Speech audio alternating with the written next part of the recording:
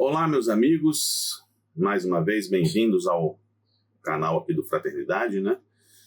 E hoje nós vamos, como a gente conversou da última vez, vamos inserir o primeiro pedacinho, né? A primeira peça do nosso quebra-cabeça de 100 peças, né? Que vai ser a formatação do Ideal Espírita, o livro Ideal Espírita.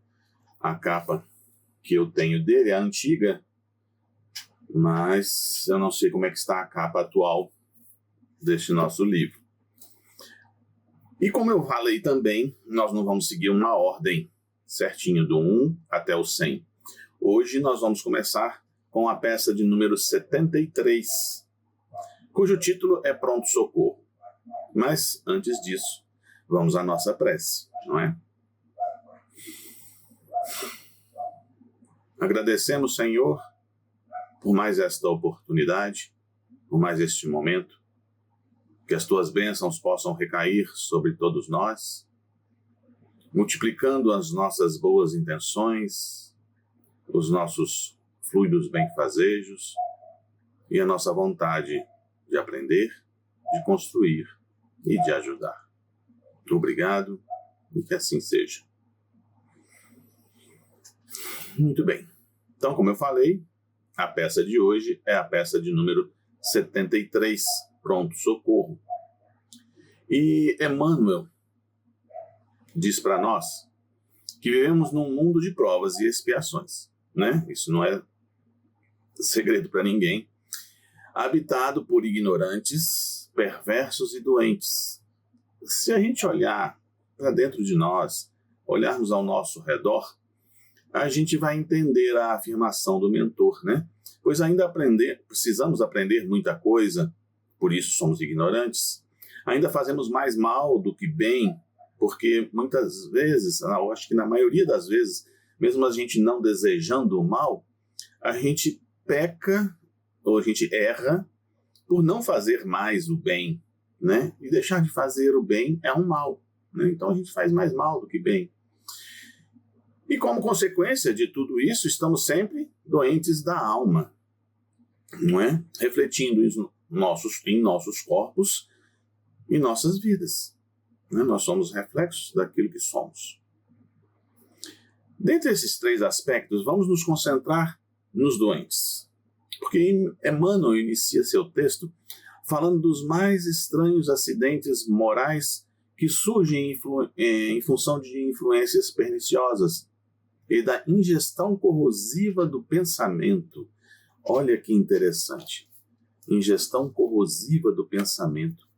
Porque como somos facilmente influenciados, não é? Ou sugestionados. Se ao menos conseguíssemos que essa influência fosse somente influência positiva dos amigos espirituais, mas não é, não é? A gente vacila muito e aí a gente se engana com esses pensamentos, achando que está indo bem, e nem sempre é assim, não é? Nós temos amigos, vamos colocar assim, menos esclarecidos, não é? E também não são só os desencarnados, né? São as mídias, em todos os seus formatos. São espíritos desencarnados, são amizades inconvenientes. Mas aqui, de forma alguma, estou colocando a responsabilidade do que vem de fora, né? Temos amigos que escolhemos. Utilizamos a mídia que desejamos. Selecionamos o conteúdo da mídia de acordo com o nosso agrado, né? Então,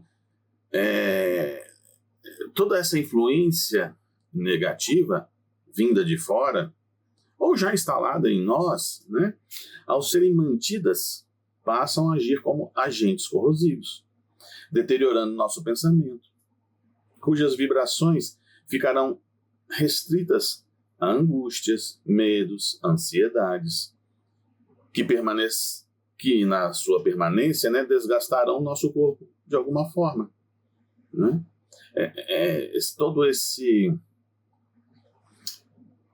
Todas essas doenças mentais, né, psíquicas, que a gente tem visto ultimamente é resultado dos nossos pensamentos, das nossas mazelas, das nossas companhias, daquilo que escolhemos. Nada mudou, porque houve essa ampliação. Né? A formatação é a mesma. A origem é a mesma. As pessoas que se comprazem na maledicência estão gerando vírus sutis que envolverão as almas desprevenidas em rede de trevas, né? Onde escorre a lama da calúnia destruidora. E essa consequência não é só para aquele que sofre a injúria ou a maledicência, mas principalmente para aquele que elabora tudo isso, né? Veja bem, a pessoa fica por um bom tempo matutando o que vai fazer, elaborando, planejando, esperando o momento certo. Olha o tempo em que ela está remoendo toda essa energia negativa. E isso vai ficando impregnado em seu corpo. Por isso que o mentor fala da lama da calúnia destruidora. Vocês já tentaram, né? Vocês já pisaram na lama e depois, como é difícil tirá-la, ou do corpo, ou da roupa. Não é fácil, né? Porque aquilo impregna em nós, naquilo que toca. E da mesma forma, esses pensamentos negativos. Assim como os pensamentos positivos, não é? Mas como a gente tem mais facilidade em ir para o lado negro da força, não é? A gente tem que tomar cuidado, a gente tem que se prevenir. O julgamento é outra doença que desenvolvemos em torno das atitudes alheias, né? Gerando a cólera, tanto para quem julga quanto para quem é julgado, né? Onde muitas vezes utiliza-se das armas da violência para atacarem ou se defenderem. Olha que perigo, olha a multiplicação de mazelas. E como a gente tem facilidade em julgar, não é mesmo? Isso é fruto da nossa ignorância. A doença da preguiça em prejuízo das boas obras, né? Por isso citei que somos mais maus do que bons. Pois já sabemos que deixar de fazer o bem é um mal. E geralmente o preguiçoso amplia seu sofrimento, né, permanecendo na queixa e na revolta. Geralmente, o preguiçoso, ele não se satisfaz só em não fazer nada. Ele, além de não fazer nada, ele reclama, ele se revolta contra tudo, contra Deus, contra quem não o ajuda, coloca a culpa de tudo nos outros. Enfim, é um desequilibrado. Já notaram que é mais fácil conseguir alguma coisa de alguém que já tem muito o que fazer do que quem não tem nada para fazer? Porque o que já tem muito o que fazer já está habituado ao trabalho, à atividade. Ele gosta de ser útil.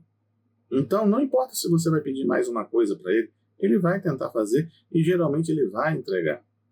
Enquanto que aquele está na preguiça, não está acostumado a trabalhar, não gosta de trabalhar, não quer trabalhar, não vai te entregar.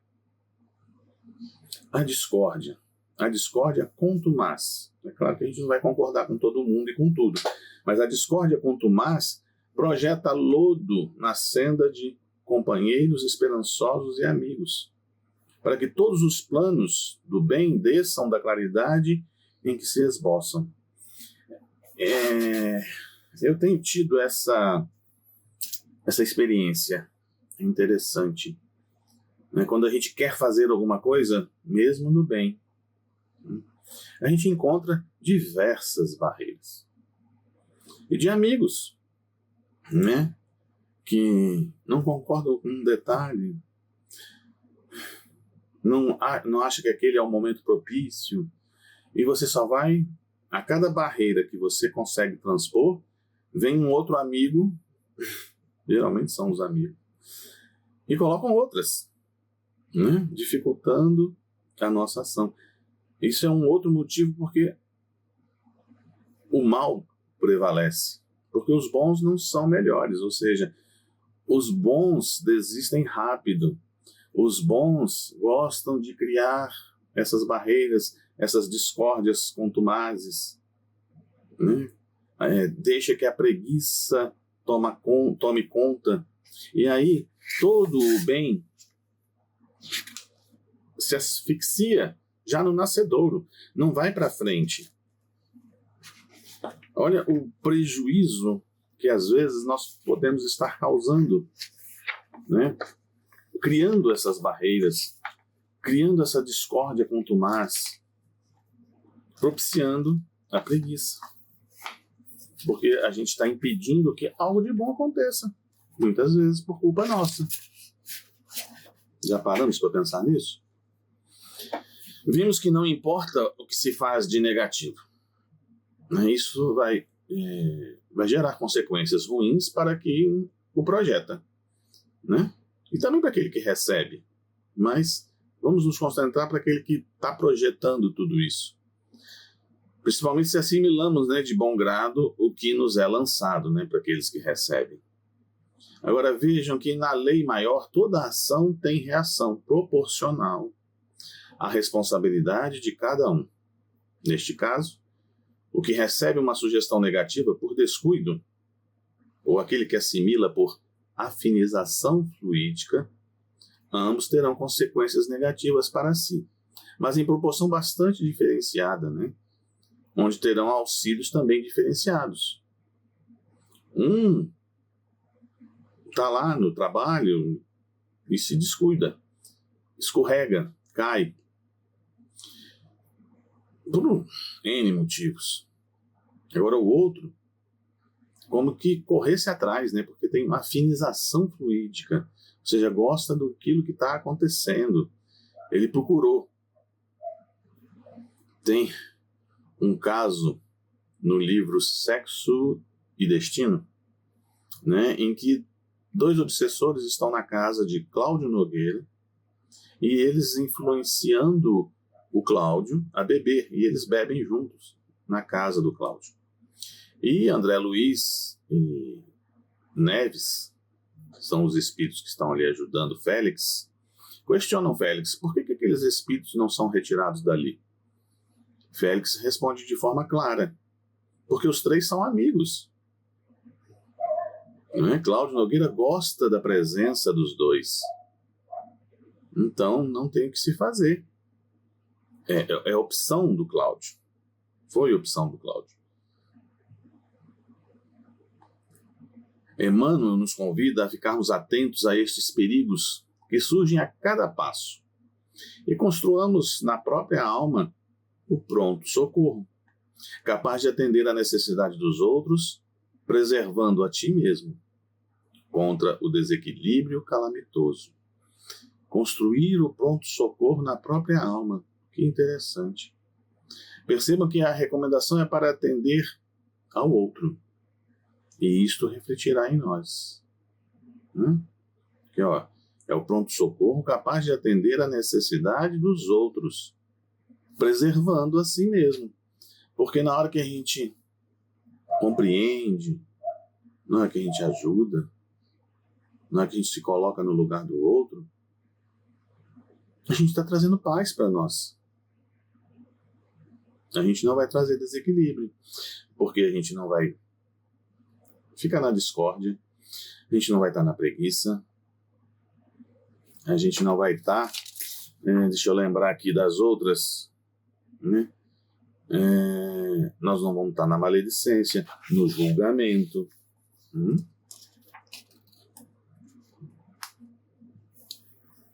É neste ponto, né, que o Evangelho é enfático, né, insistente.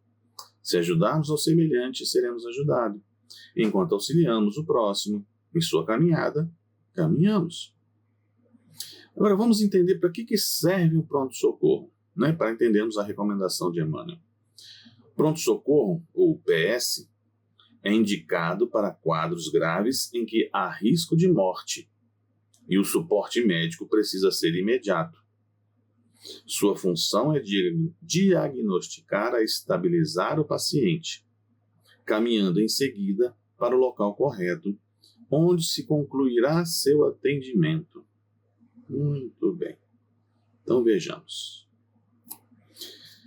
Toda ação no mal, se não eliminada em seu nascedouro, nos primeiros momentos, criará raízes que serão de difícil remoção com o passar do tempo, podendo levar inclusive ao risco de morte. Então, utilizemos da ação imediata diante do mal observado por nós, né? Seja ele nos outros ou em nós mesmos, né? Percebam que também que o pronto-socorro não fica com o paciente, né? Ele é assim que se estabiliza, é encaminhado para o local adequado à sua recuperação total, né? Nós também não vamos permanecer com a pessoa ou viver a vida dela. Devemos diagnosticar o problema, auxiliar, orientar para que a solução seja providenciada. E uma vez que o amigo está reequilibrado, devemos encaminhá-lo, né, para que continue a sua vida. Se a questão for conosco, devemos entender o problema, estabilizando-o também, de forma que não cause maiores estragos para nós, e seguindo para os locais de tratamento. Nós devemos nos tratar, né? Como a casa espírita, em seus diversos atendimentos, né? Reunião pública, passe, estudo, trabalho fraterno, as mesmas coisas que a gente vai aconselhar para o outro, nós devemos aconselhar para nós também, né? O cuidado consigo próprio, mantendo a mente equilibrada por meio da prece, das atitudes positivas, das boas leituras, o culto do evangelho no lar, a água fluidificada, ou seja, tratamento nós temos inúmeros. Basta a gente querer, ter a confiança, ter a disciplina de participar desses tratamentos.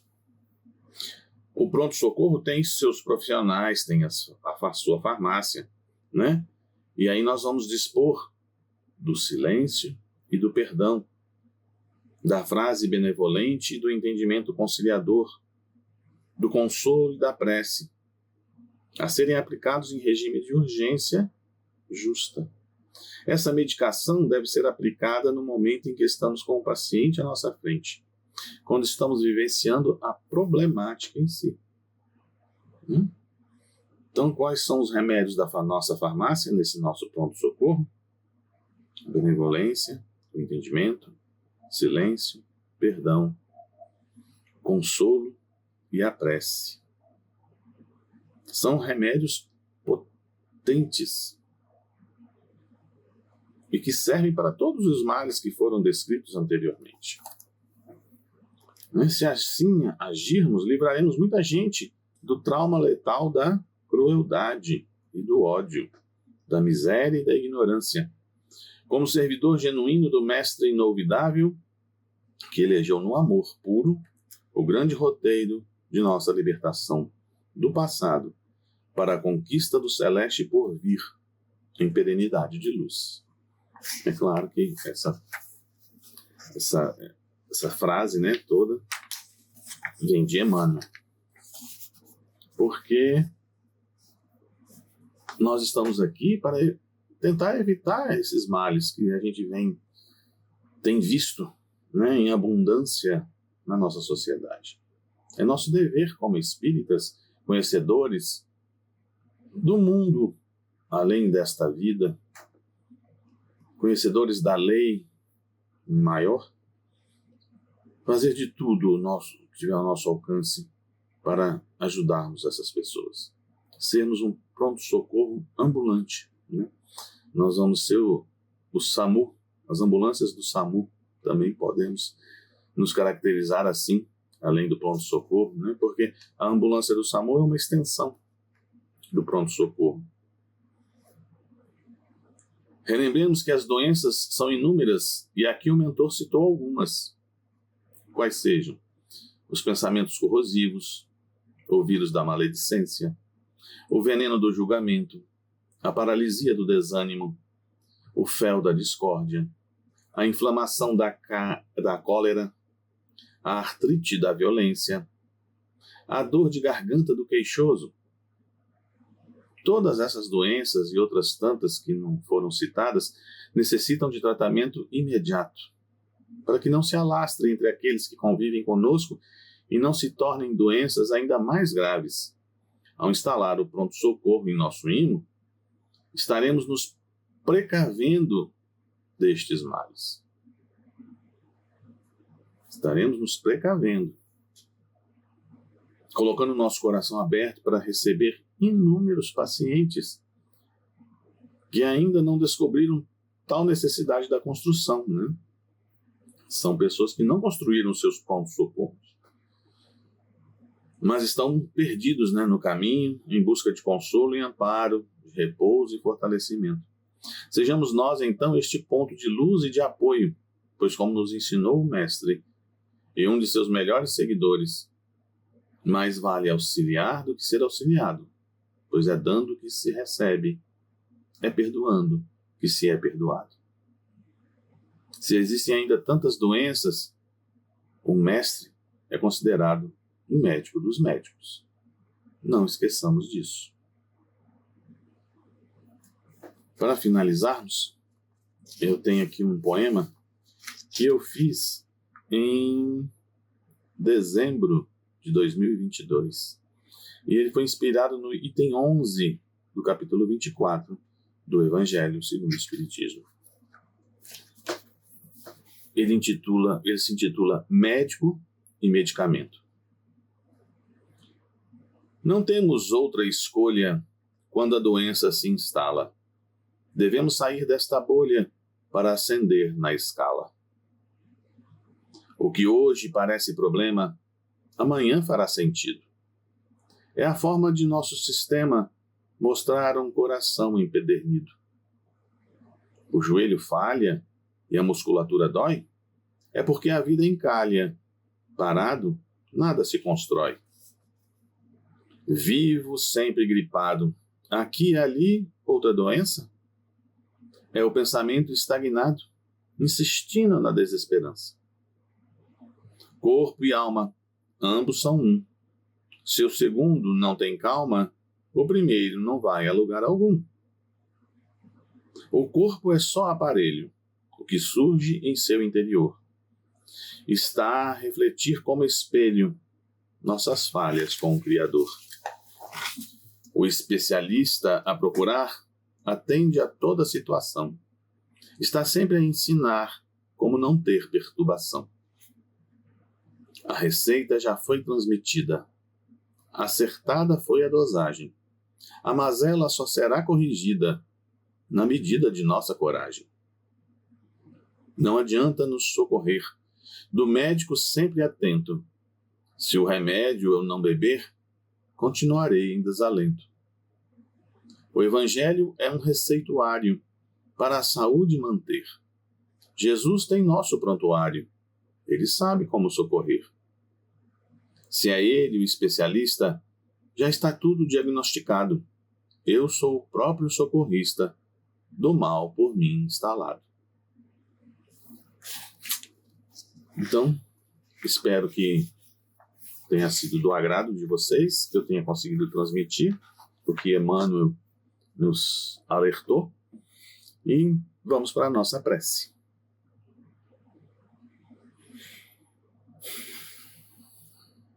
Obrigado, Mestre Jesus. Obrigado, amigos espirituais, por mais esse encontro, por mais esse momento de aprendizado, de estudo.